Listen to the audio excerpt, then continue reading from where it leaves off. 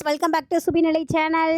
என்னடா எப்போதும் அழுக்கு நைட்டி போட்டுட்டு உட்காந்துட்டு இருக்காவா, இன்னைக்கு சேலை கட்டி மினுமினுக்குன்னு கிளம்புறாளேன்னு பார்க்குறீங்களா ஃப்ரெண்ட்ஸ்? இன்னைக்கு ஒரு கல்யாண வீடு தான் பார்த்துக்கோங்க. அதனால் நம்ம ட்ரெஸ்ஸிங் டேபிளில் இது வரைக்கும் யூஸ் பண்ணாமல் கிடக்க க்ரீம், லிப்ஸ்டிக்கு, கண்மைன்னு எல்லாத்தையும் எடுத்து இன்றைக்கி எல்லாத்தையும் மூஞ்சில் போட்டாச்சு. போட்டுட்டு நல்லா சூப்பராக கிளம்பியாச்சு ஃப்ரெண்ட்ஸ். எங்கன்னு பார்த்தீங்கன்னா, கல்யாண வீட்டில் போய் பிரியாணி சாப்பிட்றதுக்காக கிளம்பியாச்சு. புது பொண்ணு மாதிரி மினிக்கிட்டு இருக்க சிறப்பு. ரோஷ் இது என்ன தூக்கி நிக்குது? பேஷன். ஏய், உனக்கு என்ன 16 வயசு பருவமுங்க நினைப்பா? பக்கத்து வீட்டுக்கு புதுசா குடி வந்திருக்கிறாக்காக என்ன விட 20 வயசு ஜாஸ்தி. அவங்களே அப்படி ஸ்டைல் பண்ணும்போது நான் இதெல்லாம் போட்டா என்ன? ஓஹோ. ஆமாம் ஃப்ரெண்ட்ஸ், எப்போதும் அழுக்கு நைட்டியை போட்டுட்டு வீட்டில் இருக்க பெண்கள்லாம் எங்கேயாச்சும் கல்யாண வீடு ஏதாவது ஃபங்க்ஷன்னா போதும் எல்லாத்தையும் தூக்கி மாட்டிட்டு கிளம்பிடுவாங்க. அதே மாதிரி தான் நானும் இன்னைக்கு எல்லாத்தையும் தூக்கி மாட்டி கிளம்பியாச்சு ஃப்ரெண்ட்ஸ். ஆனால் ஆண்கள்லாம் கொடுத்து வச்சவங்கங்க, ஒரு ஃபேன் ஷர்ட்டை தூக்கி போட்டாமா போனாமான்னு இருக்கும். நம்ம அப்படியாங்க காதில், கழுத்தில், மூக்கில், தலையிலன்னு எல்லாத்தையும் தூக்கி மாட்டிக்கிட்டு கிளம்புறதுக்குள்ள போதும் போதுன்னு ஆயிடுதுங்க. அதுலேயும் இந்த வெயில் டைமில் கிளம்புறதுக்குள்ள ரொம்ப கஷ்டங்க. நான் ஒரு வழியாக நான் கிளம்பிட்டேங்க. எப்படிதான் தெரியலப்பா, எத்தனை ஐட்டம், பூ, பொட்டு, மூக்கத்தி, வளையல், தோடு, கொலுசு. நம்ம ரெடி ஆயிடுச்சுன்னு பார்த்தா நெத்தில குங்குமம் வைக்கல, பூ வைக்கல. அதுக்கப்புறம் தான் ஞாபகம் வந்துச்சு, நெத்தில பூவை வச்சு குங்குமத்தெல்லாம் வச்சுட்டு அதுக்கப்புறம் பார்த்தீங்கன்னா பொம்பளை பிள்ளை இருக்குது வீட்டில், அதையும் கிளப்பி விடணுமே. அதுக்கு தலைகளை எல்லாம் இழுத்து விட்டுருந்தேன். அவளுக்கு இந்த ட்ரெஸ்ஸை போட்டே தான் கசகசன்னு வருதுமா அப்படின்ட்டு கழுத்தில் நெக்லஸையும் போட்டு விட்டது ரொம்ப எரிச்சல் தாங்க முடியல. மூஞ்சி போகிற போக்க பாருங்க. ஏன்டி தலையை நிமித்தி வச்சுக்கிட்டே இருக்க? புதுசா போட்டு அப்படித்தான் இருக்கும், எல்லாரும் பாக்குறாங்க. இன்னைக்காவது கொஞ்சம் வெக்கப்படு. இப்படி தாங்க எங்கள் பாப்பாவுக்கும் கழுத்தில் காதில் எல்லாத்தையும் மாட்டி விட்டேன்னா, என்னம்மா இது எரிச்சலாக இருக்குமா, இந்த வெயிலுக்கு இதெல்லாம் தேவையாமா, கசகசன்னு வருதுன்னு சொல்லிகிட்டே இருந்தா.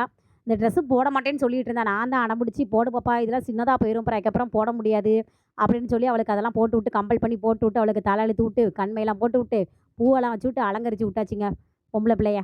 அப்படின்னா தான் பொம்பளை பிள்ளைங்களை பார்க்க அழகாகவும் இருக்குது. நானும் எல்லாத்தையும் மேக்கப் பண்ணி 2 பேருமே சூப்பராக கிளம்பிட்டோம். இந்த இடுப்பு மாட்டி வந்து நான் ஃப்ளிப்கார்ட்டில் ஆர்டர் போட்டு வாங்கியிருந்தேங்க. நல்லா ஒயிட் கலரில் ஸ்டோன் மாதிரி நல்லா நீட்டமாக இருந்துச்சு பார்த்துக்கோங்க. நீட்ட பாசியாக இருந்துச்சு பார்த்துக்கோங்க, ரொம்ப அழகாக இருந்துச்சு. அந்த பாசியை வச்சு அவளுக்கு இடுப்பு மாட்டி மாதிரி மாட்டி விட்டுடலாம் அப்படின்ட்டு, அந்தளவுக்கு அவளுக்கு தாவணி மாதிரி இதை போட்டலாம் அப்படின்ட்டு ஷாலை வந்து தாவணி மாதிரி கட்டி இந்த சைடில் முந்தி எடுத்து நல்லா சொருகி விட்டாச்சுங்க. தாவணி எப்படி கட்டுவாங்க அதே மாதிரி தாங்க கட்டி விட்டுருந்தேன் அவளுக்கு. கட்டி விட்டு இந்த இடுப்பு மாட்டி விட்டுருந்தேன் பார்த்துக்கோங்க. ரொம்ப சூப்பராக இருந்துச்சு. ஆனால் அவளுக்கு அதில் விருப்பமே இல்லைங்க. ரொம்ப எரிச்சலாக இருக்குது, கசகசன்னு வருதுமா அப்படின்ட்டு. பாவாடை வர கொஞ்சம் நெடுப்பமாக இருந்துச்சா, தூக்கிட்டு நடக்க முடியாது, வைக்க முடியாதுன்னு ரொம்ப கஷ்டப்பட்டுட்டு இருந்தா. அதுலேயும் பைக்கில் தான் நாங்கள் போகிறோமா, பைக்கில் வர தூக்கிட்டு உட்கார வைக்க இறங்க வைக்க கஷ்டமாக இருக்குமா அப்படின்னு சொல்லிகிட்டே இருந்தா. சரி அட்ஜஸ்ட் பண்ணி கேட்டு என்ன செய்ய, இது வேஸ்ட்டாக போகுதுல்ல. இப்படி தாங்க நிறைய உங்கள் வீட்லேயும் உங்கள் பிள்ளைங்களுக்குலாம் இப்படி நல்ல நல்ல ட்ரெஸ்ஸெல்லாம் கட்டையாக போயிருந்தா என்னென்னு பார்த்து சொல்லுங்கள் ஃப்ரெண்ட்ஸ். ஓகேங்களா? கமெண்ட் பாக்ஸில் கமெண்ட் பண்ணுங்கள். அதுக்கப்புறம் நானும் பாப்பாவும் எல்லோரும் கிளம்பியாச்சுங்க. கிளம்புனதுக்கப்புறம் தான் யோசிக்க, ஆஹா கல்யாணத்துக்கு மொய் போடணுமே அப்படின்னு மொய் கவர் எடுடா அப்படின்ட்டு மொய் கவர் எடுத்து நேமெல்லாம் எழுதி அதையும் பர்சுக்குள்ள வச்சதுக்கப்புறம் தான் ஞாபகம் வருது, நம்மளாம் கிளம்பியாச்சு. இந்த பையளவில் கிளப்பட இல்லையே. அவனுக்கு ஃபேன் ஷர்ட் எடுத்து கொடுத்தாச்சான், ட்ரெஸ்ஸை மட்டும் தான் போட்டுட்டு உட்காந்தான். அவனுக்கு தலையெல்லாம் இழுத்து விட்டு பவுடர்லாம் போட்டு விட்டு கையெல்லாம் மடக்கி விட்டு ஷர்ட்டில் எல்லாம் இது பண்ணி டிப்டாப்பாக கிளம்பியாச்சுங்க. அதுக்கப்புறம் மண்டபத்தெல்லாம் தேடி பிடிச்சி ஒரு வழியாக கல்யாணத்துக்கு போயாச்சு. போனதுக்கு நல்ல மட்டன் சாப்பாடுங்க, சூப்பராக சாப்பிட்டோம். மட்டன் பிரியாணி, அதுக்கப்புறம் என்னது ஜாமு, தயிர் சம்பல், ஐஸ்கிரீமு, சிக்கன் கிரேவி எல்லாம் வச்சுருந்தாங்க. நல்லா சூப்பராக சாப்பிட்டுட்டு வர வழியில் ரொம்ப வெயில் தாங்க முடியலைங்க, ஒரு ஜூஸை குடிக்கலான்னு கிளம்பியாச்சு. குளுகுளுன்னு இருக்கு மாப்பிள்ள, தாளம் அருவியில குளிச்சது போல் இருக்குதா. இப்படி தாங்க ஜூஸை குடிச்சதுக்கு அப்புறம் தான் உடம்பு வயிற்றுக்குள்ள நல்ல குளுன்னு சூப்பராக இருந்துச்சுங்க. சரின்னு வெயிலுக்கு தாகமாக இருக்குன்னு இந்த ஜூஸை குடிச்சு முடிச்சுட்டு அதுக்கப்புறம் பார்த்தீங்கன்னா வர வழியில் அப்படியே டிமார்ட் இருந்துச்சுங்க. அந்த டிமார்ட்டில் போய் ஏதாச்சும் பர்ச்சேஸ் பண்ணிட்டு வரலாம் அப்படின்ட்டு, பிள்ளைங்களுக்கு ஏற்கனவே ஸ்கூல் வேறு ஓப்பன் பண்ணுறதுக்குள்ள எல்லாம் பர்ச்சேஸ் பண்ண வேண்டி இருந்துச்சு. சரி ஏதாச்சும் பார்க்கலாம் அப்படின்னு, ஏதாச்சும் நல்லபடியாக அமைஞ்சதுன்னா இதை வாங்கிக்கலாம் அப்படின்னு போய் தேடி பிடிச்சி ஒரு 5-6 பொருட்கள்லாம் வாங்கினாங்க. வாங்கி முடிச்சுட்டு அதுக்கப்புறம் தான் யோசிக்க, ஆகா பை கொண்டுட்டு வரலையே என்னடா பண்ண அப்படின்ட்டு. நம்ம கல்யாண வீட்டுக்குலாம் சோரிங்கிக்கெலாம் போனோம், பையங்க தூக்கிட்டு போவேன். அதுக்கப்புறம் என்ன செய்யன்னு முடிச்சுட்டு கொஞ்சம் நினைக்கிறேன், கொஞ்சமாக பொருட்களை வாங்குங்கடா அப்படின்னு சொல்லி ஓரளவு லிமிட்டாக மட்டும் பொருட்களை வாங்கிட்டு கிளம்பியாச்சுங்க. வண்டியை வெளியில் தள்ளிட்டு வந்துட்டு அதுக்கப்புறம் வந்து எடுத்து வைக்கலாம் அப்படின்ட்டு வண்டி டிக்கில் தாங்க எல்லாத்தையும் திணிக்க முடியாமல் கொஞ்சம் கொஞ்சம் திணிச்சு உள்ளே வச்சோம் பார்த்துக்கோங்க.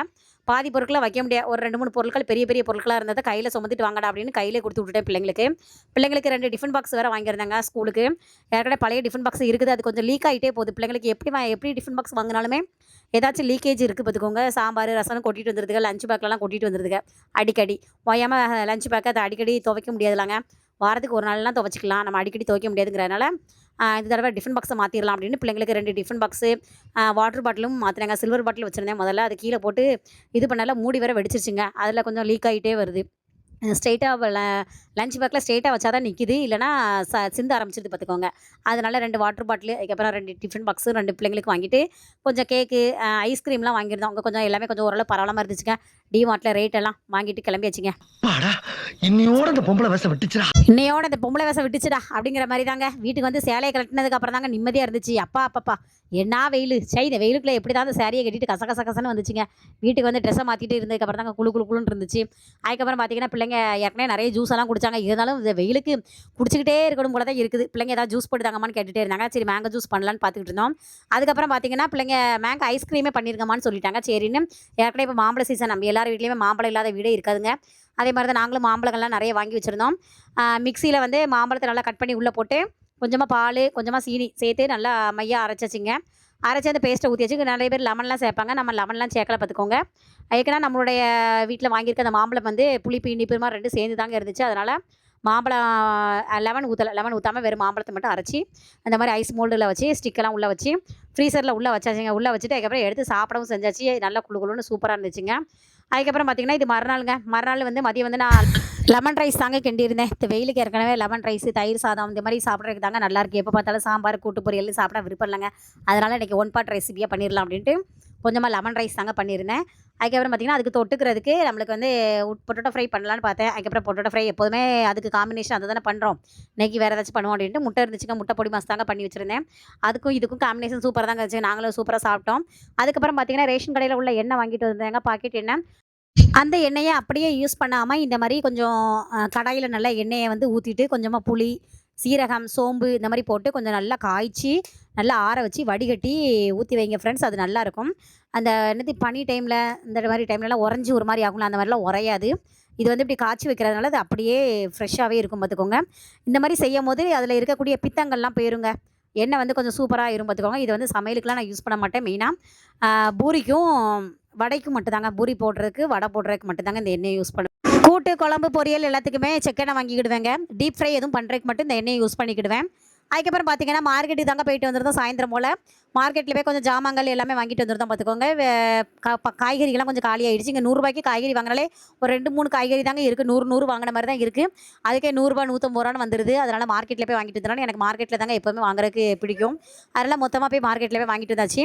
காய்கறிகள் மட்டும் வாங்காமல் கொஞ்சம் தலையில் மாட்டுற கிளிப்பு, பொட்டு, பாப்பாவுக்கு இப்போ தலைக்கு தேய்க்கிற எண்ணெய் அதெல்லாம் கொஞ்சம் வாங்கிட்டு வந்துருந்தாங்க. எல்லாத்தையுமே வாங்கிட்டு வந்து பிறகு கொஞ்சம் கேக்கு, ஸ்நாக்ஸ் எல்லாமே கொஞ்சம் ஸ்நாக்ஸ் ஐட்டமும் கொஞ்சம் வாங்கிட்டு வந்துருந்தோம். அதுக்கப்புறம் பார்த்திங்கன்னா, காய்கறி எல்லாமே வாங்கிட்டு இருந்தோம்னா, காய்கறி இந்த பாருங்கள் இந்த மாதிரி செழிப்பாக நல்லா வாங்கிட்டு வந்துட்டோம்னா 200 அவ்வளோதாங்க வரும். 200 300 கிலோ நிறைய காய்கறிகள் வாங்கிட்டு வந்த மாதிரி இருக்குங்க. நான் எப்போவுமே தக்காளி, உருளைக்கிழங்கு, பல்லாரி, சின்ன வெங்காயம் எல்லாமே ஒவ்வொரு கிலோ வாங்கிடுவேங்க. மித்த காய்கறி எல்லாமே கூறு தாங்க எடுப்பேன். கூறு நம்மளுக்கு நல்ல சௌரியமாக இருக்குங்க. 10 ரூபாய் 20 ரூபாய்க்கு கூறுலாம் வச்சுருப்பாங்க. நான் நிறைய இருந்த மாதிரி இருக்குங்க. அதனால் என்னது கத்திரிக்காய், கேரட்டு, பீன்ஸு, வெண்டைக்காய் அந்த மாதிரி உள்ளதெல்லாம் கூறு தாங்க வாங்கிட்டு வருவேன். அதே மாதிரி எல்லாத்தையுமே கூறு தான் வாங்கிட்டு வந்துருந்தேன் பார்த்துக்கோங்க. எல்லாத்தையுமே தனித்தனியாக அந்தந்த இடத்துல எடுத்து வைக்கலாம் அப்படின்ட்டு வெங்காயம், பல்லாரி, என்னது உருளைக்கிழங்கு எல்லாமே பக்கத்தில் வெங்காயம் கூட இருந்துச்சு. அதில் எல்லாத்தையுமே எடுத்து வச்சிட்டேங்க. அதுக்கப்புறம் பார்த்திங்கன்னா, மித்த காய்கறிகள் எல்லாமே மொத்தமாக கிடக்கிறத எல்லாத்தையுமே தனித்தனியாக பிரித்து எல்லாத்தையும் எடுத்து வச்சாச்சு. எடுத்து வச்சு அதுக்கப்புறம் அதை ஒரு டப்பாவில் போட்டு வச்சிடலாம் அப்படின்ட்டு அதை தனித்தனியாக டப்பாவில் எடுத்து தாங்க வச்சுக்கிட்டு இருந்தேன். தனித்தனியாக எடுத்து டப்பாவில் வைக்கிறதுக்கு முன்னாடியே பாதி கேரட்லாம் வயிற்றில் போயிடுச்சுங்க. திங்கிறதுக்கு தராங்க வாங்கிட்டு வந்துருக்கோம். திங்கிறது போக மிச்சத்தை குழம்பு வச்சுக்கலாம் அப்படிங்கிற மாதிரி. என் பிள்ளைங்களுக்கு கேரட்டு, வெள்ளரிக்காயெல்லாம் ரொம்ப பிடிக்குங்க. என் பையன் ஏற்கனவே வெள்ளரிக்காய் வந்து தாங்கம்மா அப்படின்னு அவன் வெள்ளரிக்காய் வேறு கேட்டுக்கிட்டு இருந்தான். அவனுக்கு வெள்ளரிக்காயெல்லாம் எடுத்து கொடுத்துக்கிட்டு இருந்தேன். அதுக்கப்புறம் பார்த்திங்கன்னா, வெள்ளரிக்காவை கட் பண்ணி சாப்பிட்டாங்க. கறிக்குள்ளே வெள்ளரிக்காய் தாங்க வாங்கிட்டு வந்தேன். சாப்பிட்ற வெள்ளரிக்காய் வாங்கலை. நான் அதையே எங்கள் வீட்டில் என் பிள்ளைங்களாம் சாப்பிட்ருவாங்க பாதியை. அதுக்கப்புறம் பார்த்திங்கன்னா, இந்த மாதிரி காய்கறிகள்லாம் மொத்தமாக வாங்கும்போது நம்மளுக்கு ரேட்டு கொஞ்சம் சௌரியமாக இருக்கும். கை குளிர நல்லா சமையல் பண்ண மாதிரியும் இருக்குங்க.